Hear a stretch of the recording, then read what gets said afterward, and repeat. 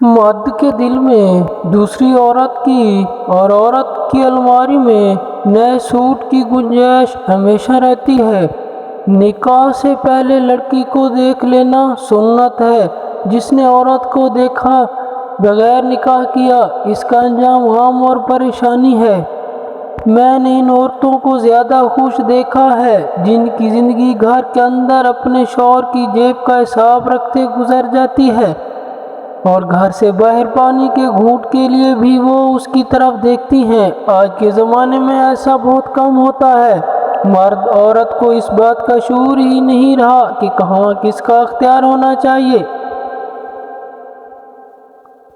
محبت کرنے والے یہ کہاں دیکھتے ہیں انہیں کم محبت مل رہی ہے یا زیادہ۔ ان کے لیے تو بس یہی کافی ہے۔ من چاہا انسان پیار سے بات کر رہا ہے۔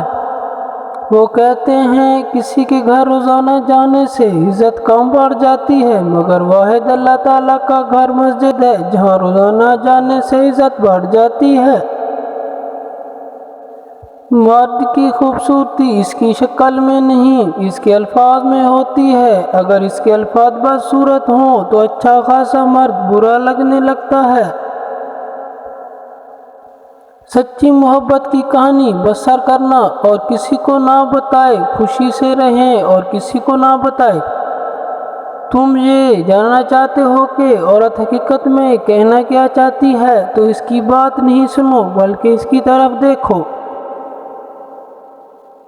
جب مرد کی عورت میں دلچسپی کم ہونے لگے اور عورت کو وقت نہ دے تو عورت کو چاہیے کہ دو کام کرے۔ مرد کو کچھ وقت کے لیے اکیلا چھوڑ دے اور خود پر کام کرنا شروع کر دے۔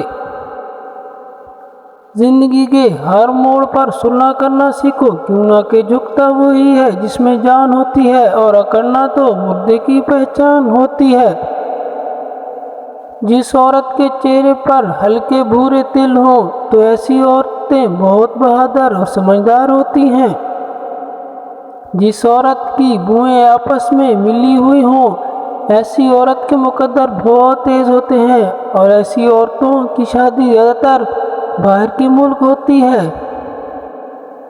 اور ایسے محبت بہت سے مرد کرتے ہیں، مگر محبت کے ساتھ ساتھ عزت بہت کم مرد دیتے ہیں۔ مرد سے اپنی قدر کروانی ہے تو مرد کے سامنے بے بسی کا اظہار کرتی رہو۔